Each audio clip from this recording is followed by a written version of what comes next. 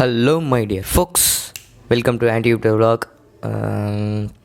டே நான் என்ன நினைக்கிறேன் தெரில, டே மட்டும் கீழே மென்ஷன் பண்ணுறேன். ஒத்துக்கிறேன், ரொம்ப பெரிய கேப்பு தான். வீட்டு பிள்ளை நினச்சி மன்னிச்சிடுங்க, அது வருஷம் இருந்தாலும் பேசுறதுக்கு நிறைய எடுத்துகிட்டு வந்தால் வந்துட்டேன் பார்த்தீங்களா. அதான் நிறைய கேப் ஆகிடுச்சு. எங்கே வீடியோ போடுற சொன்ன மூஞ்ச கட்டு அப்படின்னு சொல்லி யாரும் காரி துப்புறதா இருந்தால் துப்பிக்கோங்க, காமிச்சிட்டேன், துப்பிக்கோங்க. அப்படி இல்லைன்னா 10 செகண்ட் பின்னாடி போயிட்டு அப்படி பார்த்து துப்பிக்கோங்க, ஓகேவா? நான் சரண்டர் ஆகிடுறேன். ஆனால் இது ஃபஸ்ட்டே பிளான் பண்ணது தான். ஆனால் ரிவீல் பண்ண சொல்ல மறந்துட்டேன். ஒன்றும் இல்லை, ஆக்சுவலாக கிளிட்ஸ் ஆரம்பிக்கிறதுக்கு 1 வீக் முன்னாடி ஆஃப் பண்ணிடலாம் அப்படின்ட்டு பிளான். ஏன்னா 1 வீக் முன்னாடி ரொம்ப டிக்காக இருக்கும்னு தெரியும். ஸோ 1 வீக் முன்னாடி முடிச்சுட்டு கிளிட்ஸும் முடிஞ்ச அன்றைக்கி நைட்லேருந்து ஆரம்பிக்கலான்னு பார்த்தேன். பட் ஆனால் உடலும் மனதும் ஒத்துழைக்கவில்லை. ரொம்ப அடுத்தடுத்து சிஎம்மில் கொஞ்சம் எல்லாமே வேலை பார்க்காம அப்படியே பெண்டிங்கில் நின்றுச்சு. ஸோ சிஎம் கம்ப்ளீட் பண்ண வேண்டியது இருந்தது. சிஎம்லாம் கிரியேட்டிவ் மைனிங். நெக்ஸ்ட்டு அதுவும் இல்லாமல் முடிச்சுட்டு தான் அன்றைக்கி முன்னாள் நைட்டு தூங்கலை. அதுக்கப்புறம் அதுலேருந்து ரெக்கவரி எடுக்கிறதுக்கே ரொம்ப டைம் ஆகிடுச்சு எனக்கு. எக்ஸாம்லாம் இருந்தது. ஸோ அதுலேருந்து தான் கிளிட்ஸ்லேருந்து ரெக்கவரி எடுத்தேன். அடுத்து ஒரு பெரிய அடி என் நண்பனிடம் இருந்து, என் நண்பன் வீட்டில். அது இப்போதைக்கு நான் சொல்ல விரும்பல, நம்ம பேச வேணாம். அதனால் அதை ஒமிட் பண்ணிட்டேன். அதான் அந்த அடியிலேருந்து தெளிந்து இதுக்கு பண்ணி ஆக்சுவலாக நேற்றே ஆரம்பிக்க வேண்டியது. நேற்று இல்லை, நேற்றே ஆரம்பிக்க வேண்டியது. ஆக்சுவலாக நேற்று ஆரம்பிக்க வேண்டியது. நேற்று செம்ம தலைவலி, என்ன கதைன்னு தெரில. சரி, தலைவலியில் உட்காந்து பேசினா சத்தியமாக முதல் வீடியோ நாசமாக போய்டுன்ட்டு மறுநாள் தள்ளலான்னு பார்த்தேன். காலைல எழுந்தோன்னு ஒரு பெரிய குண்டு. அதில் அப்படியே நீச்சல் அடித்து சமாளித்து விட்டு நைட்டு பண்ணணுன்னு பார்த்தேன். நைட்டு ஆனால் பண்ண மூடு இல்லை, மனசே ஒரு மாதிரி டொங்கின்னு இருந்தது. சரின்னு இருக்க எல்லாத்தையும் இன்றைக்கி உட்காந்து பீசஸ் எல்லாத்தையும் ரீபில்ட் பண்ணி இன்றைக்கி திரும்ப உட்காந்துட்டேன். இதுக்கப்புறம் கண்டினியூஸாக வீடியோ போடலான்னு ஐடியாவில் இருக்கேன். அதான் சேலஞ்சிலேருந்து நான் வர மாட்டேன் நண்பர்களே, கவலைப்படாதீங்க. நம்ம மே மந்த்து முடிகிறதுக்குள்ளே மே 30க்குள்ளே இருக்கிற எல்லா 90 வீடியோஸ் அப்லோட் பண்ணுறோம். கண்டிப்பாக முடிகிறதுக்குள்ளே 90 வீடியோஸ் பண்ணுறோம், ஓகே? இன்றைக்கி தான் 9th டேவோ 10th டேவோ சம்திங் வரும். 9th டே தான் நினைக்கிறேன். 8 டே போயாச்சு, நீ 9th டேவாக இருக்கும். So no problem. இதுக்கப்புறம் கண்டினியூஸாக வீடியோ போட்டு இதுக்கு முன்னாடி விட்ட கேப்பை அப்படி இங்கே ரீஃபில் பண்ணிடுறேன், ஓகே? டன்னு.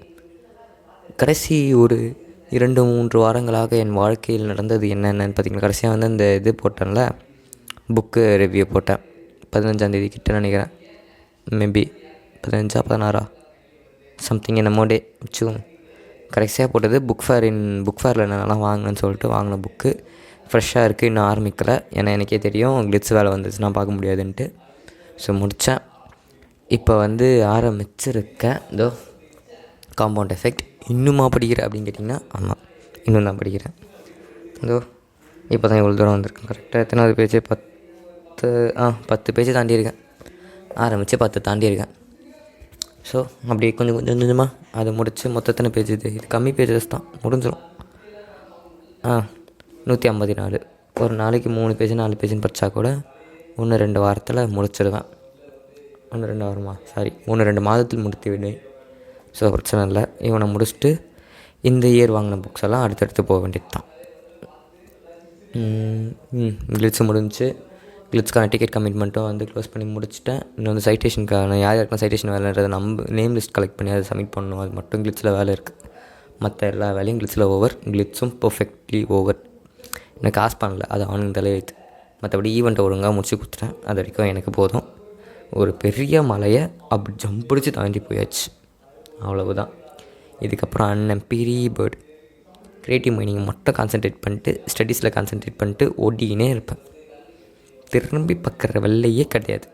இதில் நட்டுப்புற வேறு WRWவில் சேர்ந்து ஏதாச்சும் கொஞ்சம் ஃபன் பண்ணலாம் அப்படின்னு நினச்சேன். நம்மளை ஃபன் ஆக்கிடுவானுங்கன்னு புரிஞ்சுது. அதனால் WRW லைட்டாக அப்படியே விலகி விட்டேன், அவ்வளவு தான்.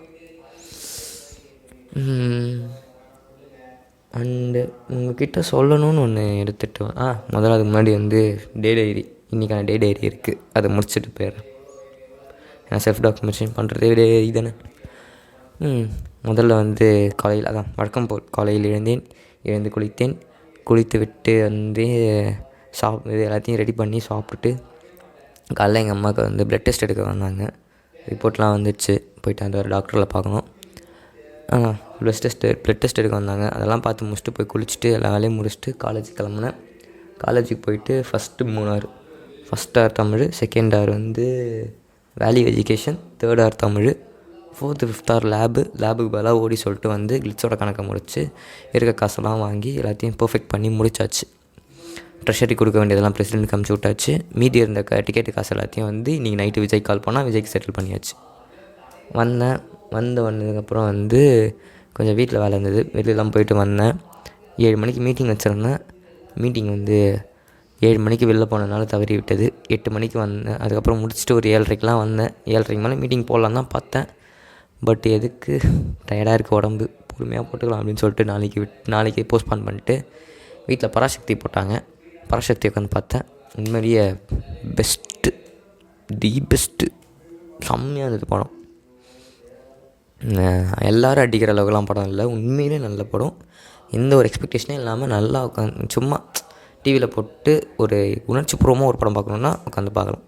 அதுவும் இந்த இந்தி ஒழிப்பு போராட்டத்தெலாம் வந்து நான் வந்து போன செமஸ்டர் தமிழில் படிச்சிருக்கேன். அது எனக்கு இன்ட்ரெஸ்ட் ஆகி அதுக்கப்புறம் அதை பற்றி நிறைய ஆர்டிக்கலும் படித்தேன். நான் ஆர்டிக்கல் மீன்ஸ் நிறைய ஹிஸ்ட்ரி இதெல்லாம் வந்து ஆடியோ ஃபார்மேட்டில் நிறைய கேட்டேன். என்னென்னலாம் நடந்தது, எப்படிலாம் நடந்தது, யார் என்னெல்லாம் பண்ணாங்கன்ட்டு.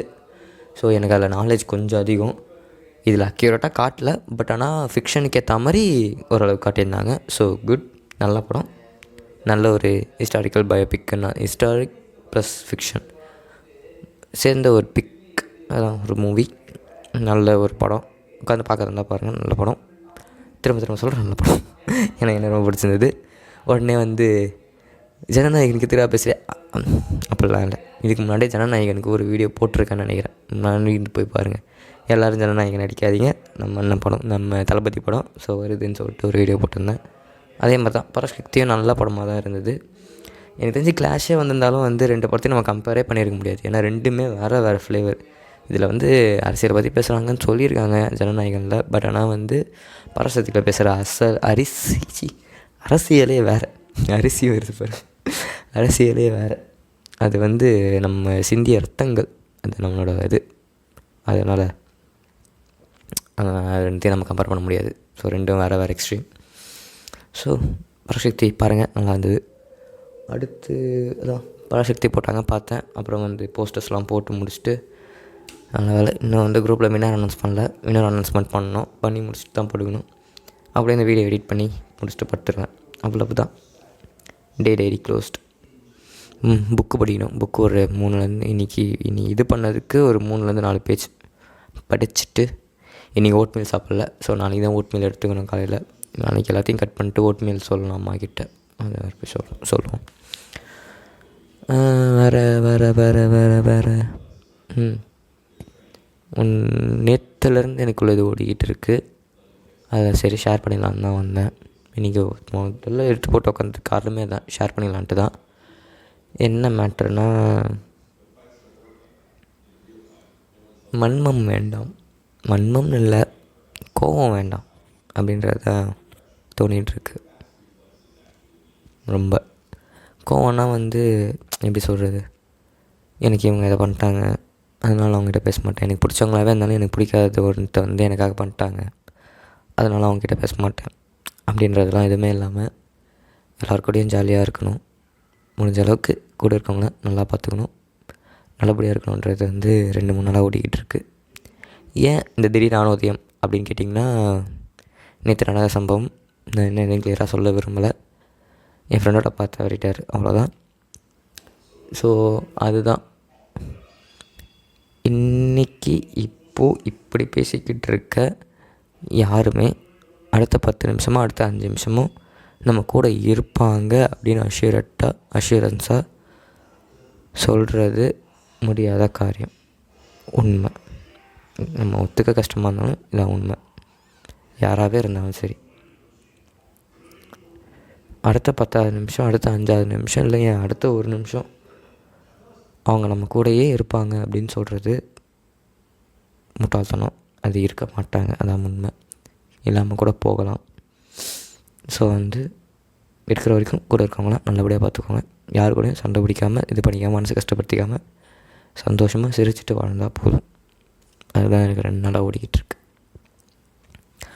அதனால தான் வர கோவத்தை கூட யார்கிட்டையும் காட்டாமல், கோவமே பட வேணான்னு, கோவத்தை காட்டாமல் கோவம் பட வேணான்ற ஸ்டேஜுக்கு வந்துட்டேன். பட்டும் எதுவும் இல்லை. அவங்கள கஷ்டப்பற்றி இந்த இதில் அவனுக்கு இது சொன்னால் தான் அவன் இதுக்கு புரியும். இங்கே யாரையும் திருத்தணுன்ற அவசியம் இல்லை. என்னை பொறுத்த வரைக்கும் அவசியம் இல்லை மீன்ஸ் எல்லாேருக்கும் வந்து தெரியணும் தான், இல்லைன்னு சொல்ல. பட் கூட இருக்கவங்களே வந்து இதை நான் உனக்கு சொல்லி தான் நான் திருத்தி தான் ஆகும், அன்பாக சொல்லியும் திருத்தலாம். அப்படி அவன் திருந்தலைன்னா அவன் கூட நிற்கலாம், அவ்வளோதான். பார்த்துக்கலாம், சிம்பிள். ஸோ இவ்வளோ தான்.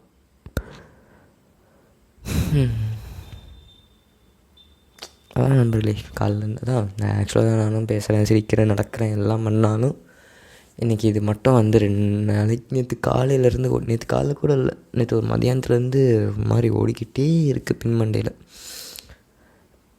இதுதான் வாழ்க்கை அப்படின்ற மாதிரி. இந்த மாதிரி இன்சிடென்ட்லாம் வரும்போது தான் தெரியுது லைஃப் எவ்வளோ சின்னது அப்படின்னு. இருக்கிற வரைக்கும் நிறைய நல்லபடியாக பார்த்துப்போம், அவ்வளோதான். முக்கியமாக நம்மளை நம்ம நல்லா பார்த்துப்போம், அவ்வளோதான். சரி, ஓகே. கூட்டாக புலம்பினே இருப்பேன். இதை பற்றி யோசிக்கக்கூடாதுன்னு தான் இங்கே சொல்லிட்டேன். இங்கே சொன்னதுக்கப்புறம் மேக்ஸிமம் நான் இது வரைக்கும் எதையும் யோசிச்சது கிடையாது. அதனால தான் இப்போ சொன்னது சொல்லிட்டேன். இதுக்கப்புறம் யோசிக்க மாட்டேன். ஸோ நானும் இது சாத்திக்கிறேன். நீங்களும் வந்து இது நான் சொன்னது கரெக்டுன்னு தெரிஞ்சதுன்னா பார்த்துக்கிட்டு உங்களுக்கு ஏற்ற மாதிரி அதுக்கான டேக்அவே நீங்கள் எடுத்துக்கோங்க, அவ்வளோதான் சொல்லுவேன். ஓகே, சரி. நம்ம அப்படியே இன்றைக்கான செல்ஃப் டாக்குமெண்டேஷனை கட் பண்ணிட்டு இன்றைக்கான செட்டரை சாத்திக்கிட்டு அப்படி கிளம்புவோம். நாளைக்கு இதே சண்டே எப்படி போச்சு அப்படின்றத வந்து தெரிஞ்சு நாளைக்கு 2 படம் பார்த்தா பார்ப்பேன். 2 படத்தோட ரிவ்யூவோடு சேர்ந்து கூட வரேன். வந்து அப்படியே குஜாராக பார்ப்போம். இனி கொஞ்சம் வந்து ஸ்டார்டிங்கில் நல்லா ஜாலியாக வந்தாலும் முடியும் போது ஒரு மாதிரி ஃபிலாசபிக்கலாக போய் நம்ம தெரிஞ்சதுன்னா மன்னிச்சு நாளைக்கு ஜாலியாக போகலாம். ஓகே ஓகே வழக்கம் போல் நமக்குன்னு ஒரு அவுட்ரோ ரெடி பண்ணலான்னு இருக்கேன். அப்புறமா யோசிச்சுட்டு முடிஞ்சால் நாளைக்கு இல்லை நாளைக்கு வீடியோவில் வந்து அதை இம்ப்ளிமெண்ட் பண்ணுறேன். ஓகே, ஏன்னா இன்ட்ரோ நமக்கு கிடச்சிச்சு, அல்லோ மை டியர் ஃபோக்ஸ். அந்த மாதிரி வந்து முடிகிறதுக்கு வந்து ஏதாச்சும் ஒரு நல்ல அவுட்ரோ கிடைக்குதான்னு நான் பார்க்குறேன். கிடச்சதுக்கப்புறம் அதை யூஸ் பண்ணிக்கலாம். இப்போதைக்கு நான் சட்டத்தை கிளம்புறேன். அது வரைக்கும் உங்களிடம் வந்து விளையாடுவது உங்கள் இளமாறன் சைனிங். ஐயோ, முன்னாடி சொல்லுமா? சரி, எப்போ நம்ம வீடியோ தானே, எப்போ வேணால் சொல்லிக்கலாம். Signing off Ilamaran. Tata bye bye, see you. Good night boys and girls.